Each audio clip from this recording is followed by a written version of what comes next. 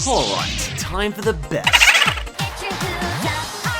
It's time to check out some of the finest animation for younger viewers. Cartoons that go well beyond the call of duty to treat their young demographic with respect and intelligence, and often teaching admirable lessons at the same time. So let's check out the top 6 best kids cartoons. If it's generally aimed towards younger kids, it's allowed on this list. That being said, older viewers may certainly still enjoy these cartoons too. That's part of their magic. Anyway, let's do this countdown. Number 6. The early seasons of Rugrats. This one's a bit of a weasel call, as a lot of older viewers enjoy this cartoon too, but its primary demographic was still younger children, so screw it, I'm including it anyway. Rugrats is one of the first cartoons I remember watching. I think part of what made early Rugrats so fascinating was the simplest of ideas could be turned into something amazing just through Tommy's imagination. I know, the telephone! Whenever my mommy uses it, Phil and Luke's mom always comes right over. I mean, the premise can be as simple as a garage sale, and I still find myself intrigued by what they might do with that idea. Nickelodeon just wouldn't be the struggling juggernaut it is today without the extreme push Rugrats gave them back in the 90s. Rugrats doesn't paint all kids as perfect by any means, but they still have understandable motivations, and the creative setup so perfectly mimicked what a young child might come up with in their imagination. Even minor characters like Tommy's dad, Stu, felt very three-dimensional and likable to me. When I saw the episode titled Stu Gets a Job, I genuinely wanted to know how this charming inventor handled the job market. However, this is at the start of the list for me because, well, it was only an exceptional kids cartoon before the first movie.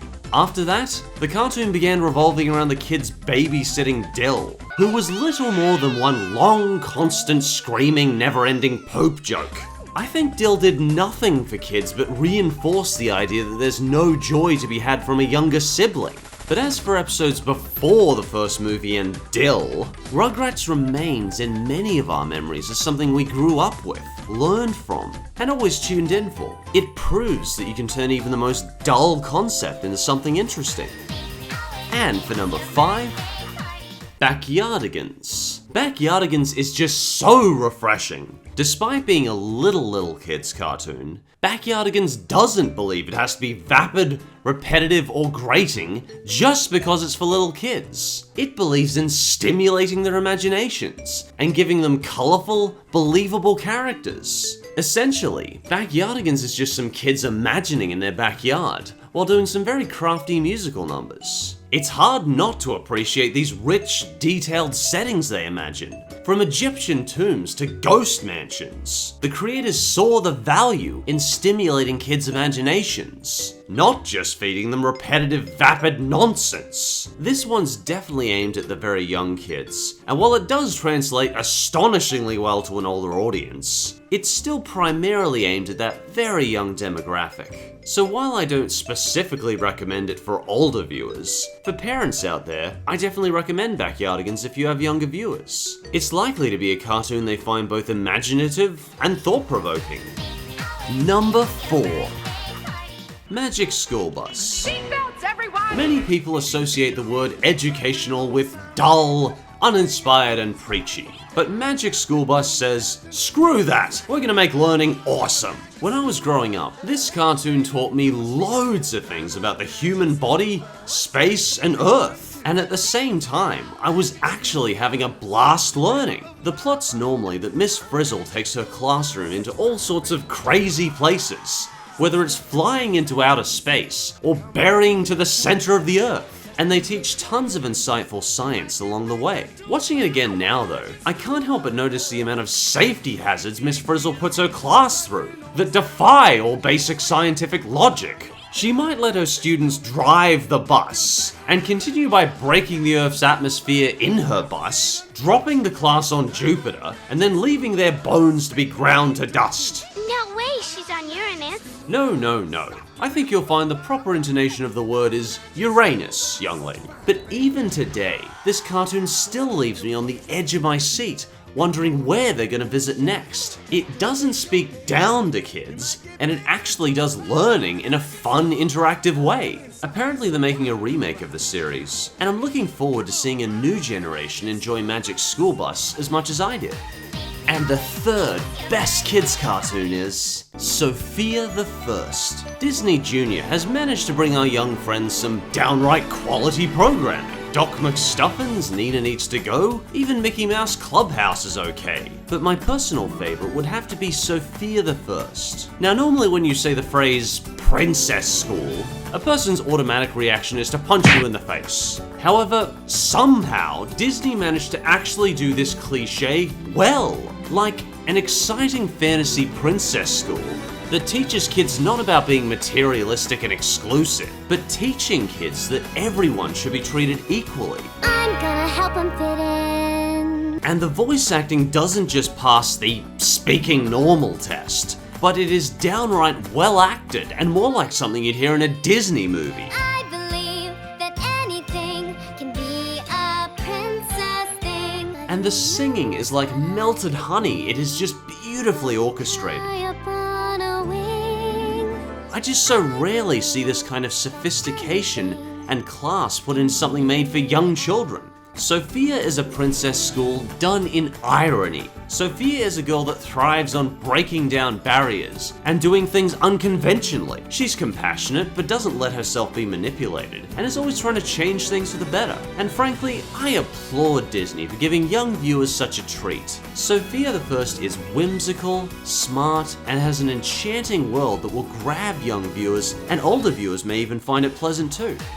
And the second best kids cartoon is SpongeBob's early seasons. While the later seasons of SpongeBob have been certainly lacking in terms of likable characters and, well, good messages for that matter, the early seasons of SpongeBob were simply astounding. Even though the cartoons were aimed at kids, there was always plenty of adult humor snuck in, done in a harmless way that any age could still enjoy. A new tactic. I got it! Let's get naked! No, let's save that for when we're selling real estate. Even if the characters aren't always saying exactly what parents want to hear, children read characters' actions far more than their words. And SpongeBob always acted like a kind-hearted, compassionate, cheery guy. He managed to be both a great example of kindness and simply finding joy in the most humdrum of activities, while also being endlessly entertaining to kids. And even today, the voice actors are incredible. I mean, it's freaking SpongeBob. These are voices we can nowadays hear and recognize as quickly as The Simpsons. At this point, most adults are so overloaded with constant SpongeBob exposure that it's hard not to break into convulsions when he laughs. But I would still much rather know kids are watching SpongeBob rather than something like Breadwinners any day. I don't care if Nickelodeon keeps playing SpongeBob for the next 50 years until my brain blows up. There is so much more creativity and good SpongeBob can do for a kid than most of their other lineup. And before we get to number one, I'd like to do the usual quick honorable mentions. Doc McStuffins. The idea that the power to heal can be just as amazing as the power to destroy. I've heard parents report that their kids have actually started playing Doctor after watching this one. Puffin Rock. Easily one of Nick Jr.'s most pleasant cartoons. It's basically just about two young puffins exploring the beach and the islands. I particularly love the detailed watercolor style art. It's a cartoon that, despite its extremely young demographic, just lets you soak in the atmosphere. Harvey Beaks. Harvey Beaks. I've talked about it in Best Modern Cartoons and Best Nickelodeon, and it's a shame that Nickelodeon's so full of lunkheads because I still get a real kick out of this series. Thomas and Friends. The majority of English kids cartoons have a real class to them, and both the new and old Thomas shows have that extra care and deserve a mention. English kids cartoons deserve a list of their own. They're always so classy and imaginative. And with those said, here we go. And the number one best kids cartoon is My Little Pony, Friendship is Magic. Where can you start with this cartoon? The emotional impact it's had on so many people of all ages. When you start watching, the cartoon just hits you with this tidal wave of kindness and human decency. Party ponies. Why do I suddenly feel like petting a kitten? You can always tell how much care and time goes into each episode of My Little Pony. And the world of Equestria itself There's this amazingly intricate, detailed mythology behind the whole world. A toy company had a cartoon about basically nothing. It was a sellout. And they turned it into this astonishingly deep, positive, moving kids cartoon. The music sounds like something out of a Studio Ghibli film. Every frame of the animation is gorgeously done, and every voice actor chosen is pitch perfect for the role. Never before have I seen a kids cartoon that has gone so far beyond the call of duty, turning something that easily could have just been another Hasbro toy sellout into a cult-following epic animation series appreciated by all genders and ages. I keep feeling like My Little Pony should be too colourful, yet the syrupy colours, honey-like voices, and orchestrated music just come together in perfect harmony. That being said, not all episodes are perfect. Some certainly can get a bit too silly. But there's just so many timeless, beautiful moments in this series that it is well worth the occasional average episode. Even if I'm not a brony myself, it's hard not to be awestruck by the sheer effort that goes into this series. My Little Pony proves you can make a cartoon that is completely non-violent and yet still kicks ass. There's an almost universal power to this cartoon.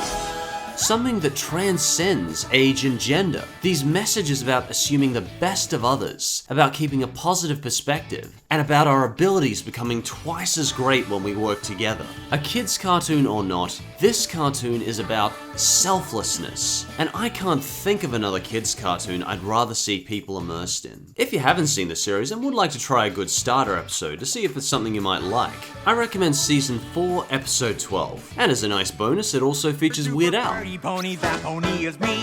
I personally consider My Little Pony, Friendship is Magic, the #1 best kids cartoon.